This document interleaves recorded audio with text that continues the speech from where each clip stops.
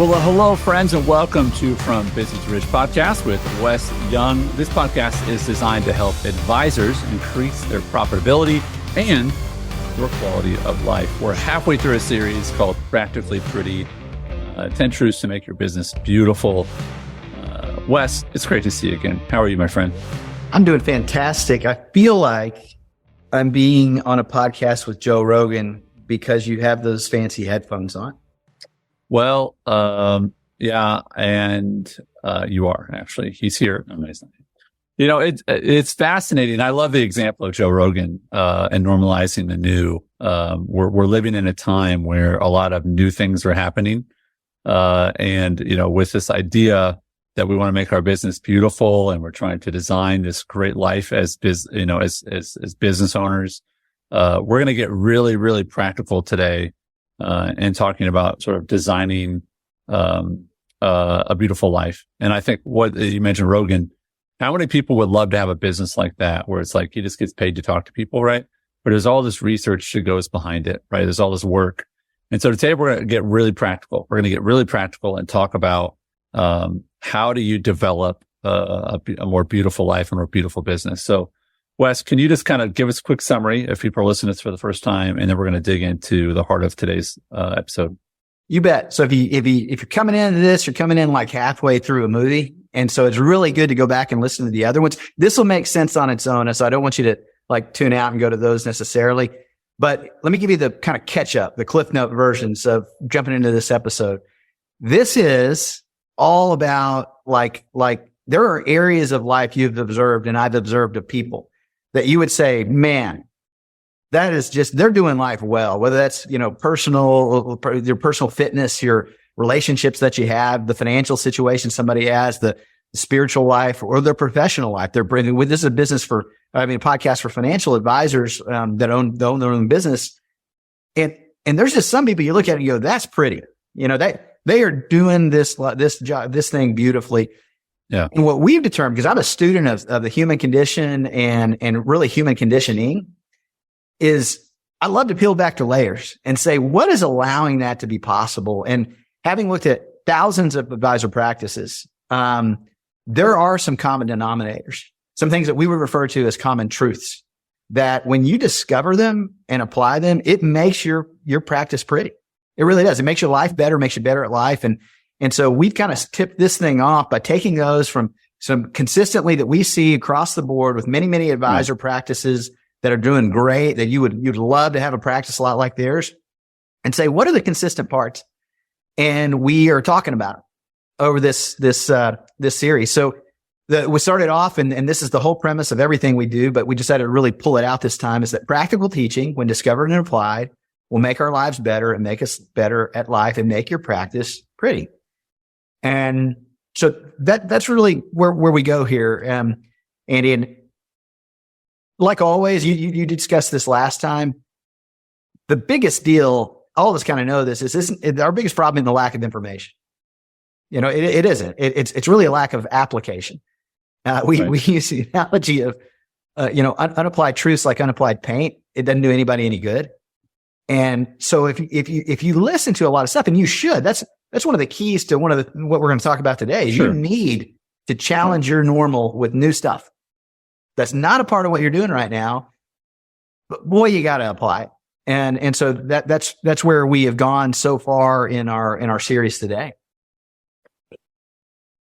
So I was actually doing some research recently for a talk that we were going to give, talking about the developments in the study of neuroplasticity, which is a fancy way of saying your brain can change, right? Neurological changes, right? And plastic, meaning, you know, it's malleable, right?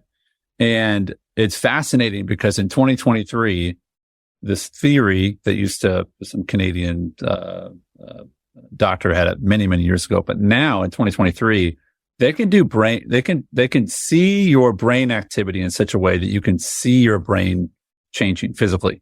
You can follow, you know, thoughts in a physical way. And I think what they've learned through that study is that new things have a hard time finding a path, right? Like anytime you try to do something new, there is literally beyond the physical resistance of, I don't know how to do that. I'm trying to learn it for the first time. But if it's a new idea, right? If it's a new way of speaking, whatever it is, that your brain literally says, like, I don't know what to do with this. Like, there's not a place for this, right? It's like driving off-road versus driving on a highway. It's a lot more effort. So what we're going to tackle today is, how do you make normalizing the new, like, oh yeah, we just do new stuff all the time. How do you do that? Because we are built to resist the new. We're built to do habitual things, right? So talk to us about that. Like, how can you begin to make something that is by definition more difficult, because our brains are built, into habits, right? You don't think about brushing your teeth. You just brush your teeth, right? Yep. How do you make that part of your DNA that you go, yeah, I just do new stuff? When? I don't know, just all the time. Yeah. So this is another core value in our organization that we talk about frequently in our team meetings, but really all the time. It's built into our DNA is this idea of normalize the new. And the way to think about this, and I'll kind of give you the kind of rhymey version of it and then break it down for you, is that our greatest opportunities to recognize our future possibilities is not about abandoning our normal or rejecting new. It's about keeping a healthy tension between the two. And the way we think about this is, Andy, all of us have a normal. If we were to follow each other around and audit our lives, we have a normal way we go about making progress in all the areas of life we care about. Certainly in our business lives, because one of the things that a coach does in your business life is they audit, well, tell me what you're doing. What is your normal? What's the way you're going about creating success historically right now? Like what has led you to the current state you are? What are you doing every day? And this is everything from the technology, the education training you engage with, the quality and quantity of your team, the narratives you use to move people from one place to another, the, character you have, the presence that you are, how you show up in spaces. And there's tons of categories. So we all have a normal, and all of us can have a new, which is a transformed way of doing all that same stuff. And in our observation, the best advisors in the world, the most elite advisors in the world that are running great practices where they are beautiful, have this capacity, this normalize the new, where they understand something. And even if they don't say it this way, it's how they live, is their greatest opportunities to recognize their future possibilities. It's not about abandoning the normal. It's not also not about rejecting new. It's about keeping tension between the two. And so the deal comes in with, and you mentioned, how do you do that regularly? Like, what's it even look like? And I think to understand what it looks like, you have to understand what gets in the way of it. And the biggest two things, I mean, there may be more, Annie, but in my opinion, the things that I see get in the way most are fear and fatigue. Fear and fatigue. And they are the barriers, in my opinion. And many times subconscious. I don't think people are like, I'm afraid of this. It's rare that I even think they say that. I think it's like a defense mechanism within them that keeps them out. I came across, I was listening to Carl Richards. He has, and by the way, just a commercial for Carl Richards. If you're not a part of Behavior Gap Radio, he has a great subscription-based podcast. You ought to do it. He's got some great stuff in there. But he talked about this quote from Upton Sinclair. And the quote is this, and I'm going to kind of go through some angles of this because I think this speaks to the fear for sure. Even eats into the fatigue a little bit. Is it's difficult to get anyone to understand something if their salary depends on them not understanding it. I'm going to say that again, and then I'm going to give you some hybrids. It is difficult to get anyone to understand something if their salary depends on them not understanding it. And here's a hybrid of that I think is maybe even more true.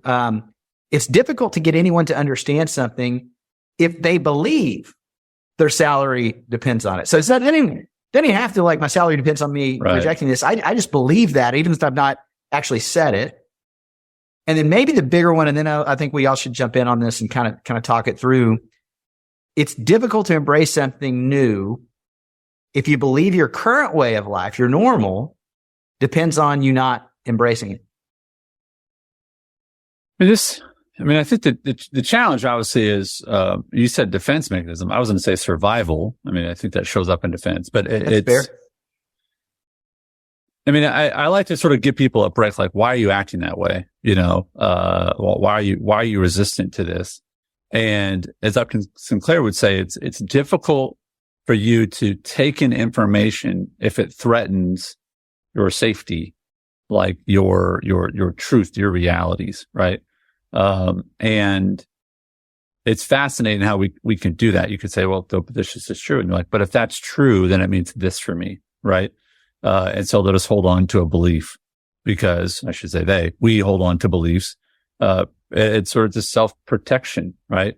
Or pride as well. I don't want to be wrong. So when we're talking about money though, like what does this look like on a practical level? Maybe for your company or for the industry, that people resist even researching or accepting or saying like that's coming, because if it's true, it's going to affect how they make money. Yeah.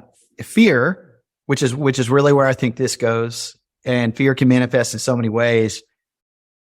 New ideas, just very plainly, they've never added to your bottom line. New ideas have never led to your current level of success, because by definition, they wouldn't be new. Something that's not a part of my operational assumptions, the way I do things, the way I speak, how I charge. We deal with a lot of people that have never charged for their advice, and they're like, but what if they say no? That's fear. And because that so far has not led them to their current level of success. And some of these people have had a lot of success. They're better than average, right? And so it's like this thing that, I mean, it'd be great, but I'm rejecting that. And because I'm comfortable in my new, and at least like as much as I want things to get better, I certainly don't want them to get worse. And what if I do this new thing and I go in a backwards direction? One of the fascinating things when you offer someone something that you think is, well, one, it might just be inevitable, right? But there's something about the human condition that we create obstacles, or we say, like if I say, hey, here's a path for your company to charge for advice, and that's how you say, hey, I'm going to teach you how to charge for your advice. So you're not just meeting with people endlessly, hoping they buy a product. You're going to charge for your advice. Yep. What's so fascinating is people could say, that's great. I want to do that. Let me learn how to do that. But most often what I hear is people say, and this is like 95% of the time, well, does that still mean I can, but what about it's saying like, hey, look over there's a pot of gold. And they're like, well, is it dangerous? They should just say, how do I get there? But instead, there's something about our human condition that we're afraid to like, well, that sounds too good to be true.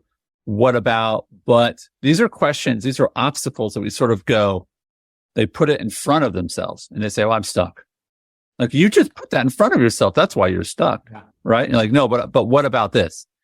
And again, you can answer those things. Maybe, sometimes they're valid concerns, but it's a fascinating thing in the human condition. It's like, but if that's true, you're calling into question what I'm doing. How will I learn how to do this? I just find it fascinating that the human condition says, I'm afraid, so I'm going to put an obstacle in my way. Yeah. And while we're on this specific topic of the fear around like charging you for your advice, because again, a lot of the people tuning in, that's what they're trying to do, or they're trying to do that at a higher level. I'd love to hear about that from Cody and Justin, because 5 years ago, neither one of those guys charged for their advice. Traditional. We do a lot of work for free for the privilege of placing a product or for managing money. And not that that's bad or wrong. They saw something though that was a different way. And I'm just curious, so do you guys on all that, and you also now you help teach it. And so it's like, well, how do you guys interpret that fear when you see it? And how would you just respond to that? Justin? Yeah. So I'll go first. I guess beauty before age in this instance. So we'll absolutely start with the funny is we're actually not just the hair. Just you got hair, I don't. Yeah. Talk about when new collides with need, right? Like had to make some adjustments there. I guess a couple of things. Number one, it's amazing to me on piggybacking on Andy's points of the human condition of what we can become comfortable with, right? Like you can see people justify like where they are in the worst situations. It's like you literally are like standing in an ant pile and and you just need to move 3 feet over. Like it's not that difficult, but they'll be comfortable to a degree to the point of like whatever fear or concern that they have that they're going to miss out on if they move, or just, this is what I'm used to. And comfort is the enemy of progress. And so it's, even in this industry as an advisor, I became comfortable with what I had learned was the way to do business, right? Like you're constantly looking for new clients and you're doing all these things that you're not necessarily getting paid for in the hopes that you'll be able to place your products and you'll be compensated that way. But that was the way that I was taught in the industry and the particular company that I came up through. Like that was the mentality. But as funny as fatigue actually drove me to start looking for new. Like fatigue actually became a driver the other way around. Like I can't keep doing this. Like I don't want to constantly be chasing quantity. Like I much more prefer the qualitative approach of like, how do I start diving in deeper? But the fear, the concerns around that is like, you just take your pick. You just start running down these rabbit races. Oh, well, I don't have time right now because I'm driving towards these goals and I have all these things, in progress, and I got to go get this license. And you just start negotiating your way back out and stay comfortable where you are because of all the potential hurdles that you have to go to get where you want to go. Like, your point, like they may be real barriers, but are they like mountainous? Is it Mount Everest, or is it really more like an anthill you just got to get around, right? Like, you just got to get through this. Yeah. And again, I want to give credit where people like, yes, there are obstacles, but it's not, the great news is if you put an obstacle in front of you, you can also move it, right? So it's a valid question, but it's not like, oh my God, you're right. It'll never work. Never mind. Like that's not the answer, but we put things in front of us. So Cody, what shifted in you to where when you first heard of this, where you're like, huh? You can do that? Or you're like, oh yeah, baby, I want to do that. What was your reaction initially? Because you knew of, I assume, the other way. And then where are you at today? Yeah. So first I'd like to share, Wes has it's like a cartoon card or something that he shares. I think it really sums this up, but it's this guy coming out of a tent with a sword. It's a warrior. And he's got going to war, in the background. And there's this other guy there and he's got 2 guys standing there and they're saying, hey, so-and-so wants to speak with you. And he's like, I don't have time to talk to a pesky salesman. I got a war to win. And the guy's selling a machine gun. So, it's really, I think it says so much, but kind of like Justin in this business, when I first started, it was, the way you were kind of trained and the people I was around. We're just grinding every day, trying to get with as many people as you can, get at the kitchen table, place some term life insurance and do it all over again tomorrow, I happen to be around some really good agents and, 15, 20 years into the business, got a great practice built. And that's the thing about this business. So many different ways to have a great practice. So, but I knew that I didn't want to be grinding 20 years down the road, not like they are today, almost, like they're starting out again. So I knew, but it don't happen overnight, right? There's a lot to learn. So you got to you got to do those things to keep going.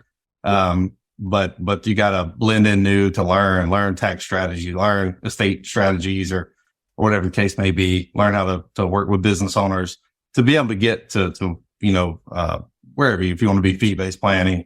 But that, today I still have some transactional clients, but I'm trying to convert most of those to fee-based planning and really view myself as the product versus, life insurance or AUM or any of that.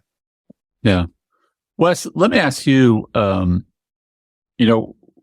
you think of any examples, even in innovation in the last 50 years or business of someone that was approached with, or someone even just invented something where someone was like, you can't do that. And they're like, oh, well, what if we could? And then they did it. Right. Yeah. Or other, opportunities where new came and because of fear or fatigue, someone said, no way. And they deeply regretted it. Yeah. I think there's 2 real popular examples. One that's close to me is, I don't know if you've ever heard of this company, Andy. It's Blockbuster Video. It's funny how nostalgic that is for me, because I'm actually like, when you say it, I think of the store that I used to drive to, right? And I remember, like, if you get there at the wrong time, it's sort of like this mad dash, you know, and you've got the cover, and then the movie was behind the cover, and you'd always be like, oh, you're old. OG Blockbuster. Yeah. When we did it that way, that's it was like a mad dash. Yeah, I was 15, and my job was to put the tapes on the shelves. That was what I did for minimum wage. My dad, the reason I had that job was nepotism. My dad got me that job, and that implies that you weren't qualified to put the tapes back. I would say I was as qualified as most people putting the tapes on the shelves, even though I've not done it before. I was not always the fastest learner. That one, it's a low barrier to entry. What do you need to know? The alphabet. Okay. The alphabet. That's it. You're in. And so, but I got the job, and my dad was the operations director of a very large private franchise. His Blockbuster was a publicly traded company. They had been like absorbed in at some point and were still a private franchise. But my dad, because the owner didn't want to go, he actually sat on the board of the public side that would, they new initiatives, making decisions. And he remembers, he'll tell these stories of both Netflix and Redbox before they were a thing, when they came to him and said, hey, here's our vision. Here's what we think about, what we want to do. We'd love to like co-brand with you guys and let you be the face and the name. And my dad just kept talking about, it was like they were so busy defending the normal. They were so busy defending the way they'd always done it. And they said, look, we're the giants in the industry. We're the biggest game in town. We have best video stores out there. And they rejected it. They did. And he said, him and one other guy now are the people that were like, yeah, this is a good idea. We should do it. And then I remember him telling me when things were still thriving there that, hey, we've got a very short lifespan on this. He said, I don't know how long it's going to last, but eventually nobody's going to want to go to a video store. And sure enough, you look today and, I think, what is it? Unless you go to like New Zealand, you don't get to see a Blockbuster video. There's one in Oregon. I think there's one in Oregon. And essentially it's a tourist attraction. That's right. But you look at a company that had 9,000 locations, over 60,000 employees in the year 2000, it was iconic in culture, right? And to some degree, I understand where they said, because listen, it's easy to think about Netflix today because, you have an internet speed. Virtually everyone has an internet speed that you can turn on your television and get streaming. But then it was just, they didn't think what they thought was, why would someone wait for something to come in the mail? Yeah. When they can just come to one of our stores, which by the way, we make a lot of money at those stores, right? Yeah. And so they didn't see it as a threat. They also didn't want to do the new work because at that point, Netflix was not profitable. Netflix did not come and say, listen, we're making $10 billion, so to some degree, it made sense, but only if you weren't looking forward enough to see the next year after that, then like the number one or two Christmas gift that year was a DVD player. I remember when DVD players came out, they cost like $1,000. Yeah. And now, and then it came down after probably 3 or 4 years down to like $100. And so people would start to, normalize them. I remember the switch from VHS to DVD. And that's where Netflix founders, they sent each other a DVD in the mail and said it worked. Like it got there fast enough. It didn't break. Let's do DVDs and start to shift away from VHS because VHS tapes were too easily breakable. Right. And so that was a shift. So again, it made sense. And they're like that. You want us to do a new machine, if you will, and no money's coming out of it yet. Right. So it's understandable to some degree, but also I think that, it really relates to people who are charging for their advice because they're like, listen, I've never gotten $1 out of that machine, but this machine over here is giving me money. Well, listen, and you want to do another machine? Doesn't make sense. Yeah. And in our world, that's the deal, right? So everybody that's on here at one point that is charging fees today was not at some point for their advice.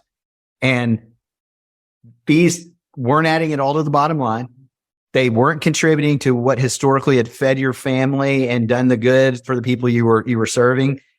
And so it was like, do I stop? Do I slow down? Because fatigue's a real deal with this too. Like new requires a different kind of energy. I can do a lot of things with muscle memory that just don't really, the first time you go to the gym and you do curls with whatever size weight and it was hard, you keep going to the gym. And after a while, it's just not as hard. It doesn't fatigue you as much, but it took time to get there. And that new ideas are like that. It's like remodeling a house where you're trying to live in it. It's a while before it becomes comfortable to live in. Mm-hmm. So I look at it like this, Andy. I think that the alarm bells, just if we could summarize that piece, beware of fear and fatigue from stopping you from having a diet of new. Because if I had to think of an application for this, so this is like, we talked a lot about ideas. People are listening. They get that. All right, I need to normalize new.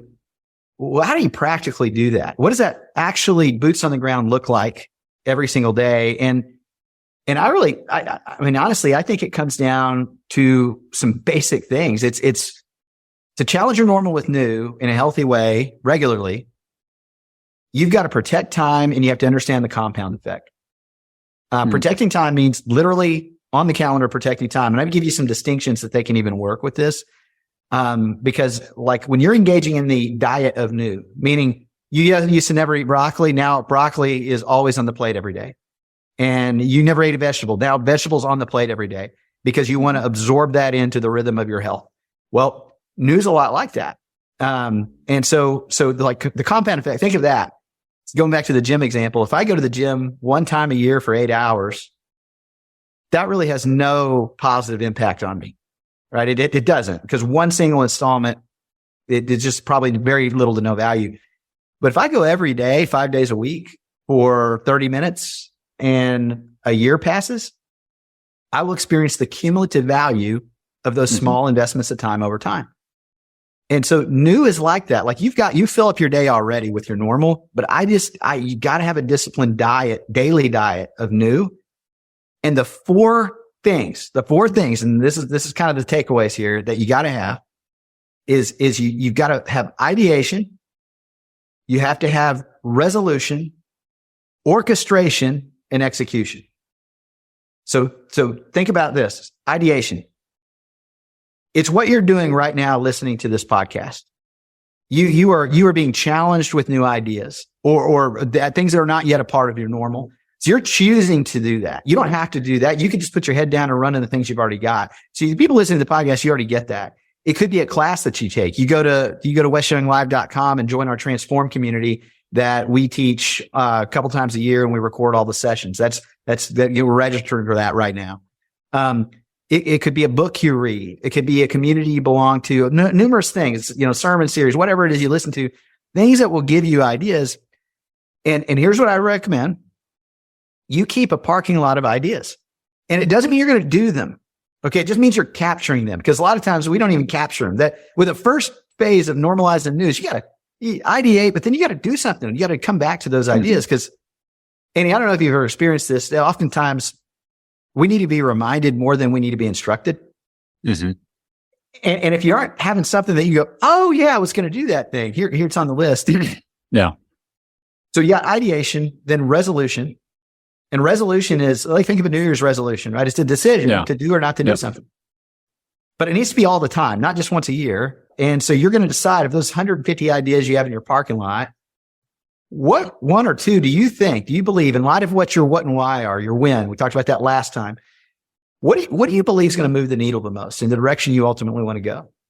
You got to pick, because you can't do everything. It's like the buffet. They're all good. I'm going to be full, though, after I can only eat so much. And so, and then you get orchestration, which is once you've decided on those one or two, how are you going to pull it off? Like, where does it actually fit on your calendar? If you're switching CRM systems, where does that actually show up every day or every week on your calendar where you're giving time and attention? If you're learning a new talk or learning a new way to speak about taxes, or you were getting more educated, when are you actually showing up and doing that work? Yeah. And the last thing I would say, and it's that execution, is you got to monitor how well you do it. Like every week, if I have these great plans, I have these great intentions, but direction, not intention, determines my destination.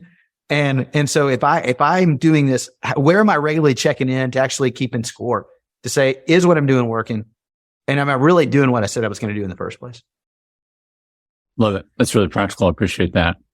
And again, these are things you have to do to get beyond the fear, right? I mean, Otherwise, how many times have you said, I'm going to do that, and then, it doesn't happen. And I would submit that the number one way that I know that something is going to be done for me personally is, do I stop and put it on my calendar? Yeah. I'm currently on jury duty. I'm almost done. I have 2 more months of it. It's crazy how they do it here. You're on jury duty for 6 months, eligible to be called any day, right? But I have a reminder set in my phone. I set a reminder one time and said, every day at 5:00 until July 1st, send me this reminder. And guess how many times I've forgotten? 0. Because I set it on my calendar, right? So I would submit, if you say something's important and then you don't put it on your calendar or set a reminder, you're lying. It's not that important. So your calendar can help you get past fear and fatigue, because you go, well, my calendar said I have to do this today, so I'm going to do it. So again, that's making a decision. So later on, you don't have to make any more decisions. You've already made the decision. You're not going to negotiate. So we're going to keep moving forward, trying to help you, the listener, make your practice pretty, right? Make it beautiful, make it something that you're really proud of. And again, we hope you're encouraged by this information, because, new is important. New needs to continue to happen, but there's something inside of our wiring that helps us resist the new instead of embrace the new. And what I think is fascinating is that you can train yourself to embrace difficult things, which sounds sort of counterintuitive. No, it's difficult. No, you can train yourself that when difficulty comes, you say, oh, that's good, versus what you used to say, oh, that's bad. So we want to be that resource for you. So again, we thank you for listening and encourage you to stop and leave a review, either on Spotify. You can leave stars, or on Apple. You can leave us a written review. We really appreciate that. It helps other people find the show. And as always, gentlemen, thanks for taking time to join us today.